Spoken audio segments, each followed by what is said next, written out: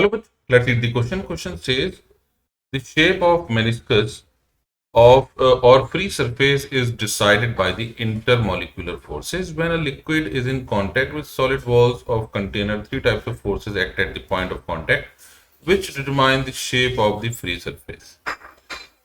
Their forces are solid liquid intermolecular forces, liquid air intermolecular forces, and solid air intermolecular forces. Their resultant determines the shape of free surface and angle of contact for given liquids. Column 1 में है free surface concave angle of contact that is theta is less than 90 degree. We have free surface convex angle of contact is greater than 90 degree.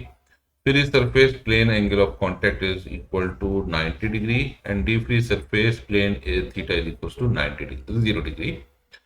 P में है column 2 में है P none Q water in silver container. TSA is equal to TSL. Water in tube with walls having wax coating. TSA is less than TSL.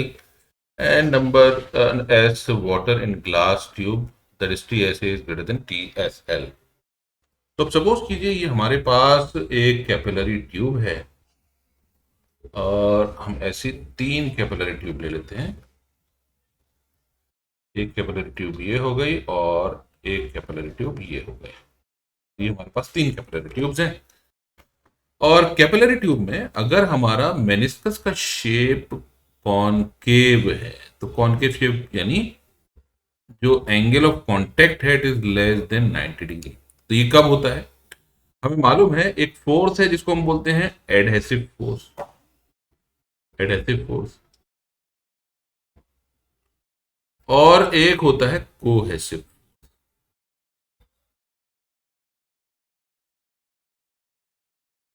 यानी अगर हम यहां पर इसको अरेंज करेंगे तो ये बनेगा एडहेसिव फोर्स की अगर हम बात करें तो इसको हम बोल सकते हैं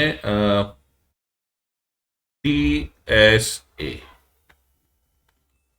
एंड ये हो जाएगा कोहेसिव फोर्स मतलब TSL। ये कोहेसिव फोर्स हो जाएगा। तो यहां पर हम जानते हैं कि अगर हमारे पास सॉलिड यानी कॉनकेव मेनिस्कस तो कॉनकेव मेनिस्कस में adhesive force is less then cohesive force. यानी कॉनकेव मेनिस्कस के लिए कंडीशन है TSL मस्ट बी यानी ये हो जाएगा sorry it's it is adhesive force is greater तो TSA must be greater than TSL यानी adhesive force must be greater than cohesive force. तो ये सिचुएशन बन जाएगी।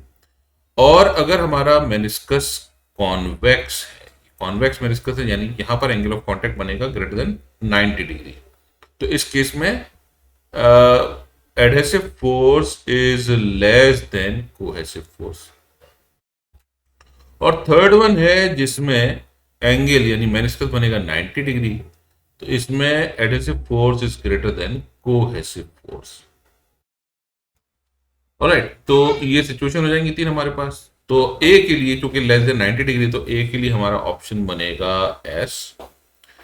बी के लिए ऑप्शन बनेगा क्योंकि ग्रेटर देन 90 डिग्री है तो TSA is less than TSL that is R. C के लिए ऑप्शन बनेगा 90 डिग्री है तो क्यू और 0 डिग्री के लिए बनेगा नन यानी डी के लिए बन जाएगा नन यानी इनमें से कोई भी कंडीशन नहीं होती तो आंसर हो जाएगा बी।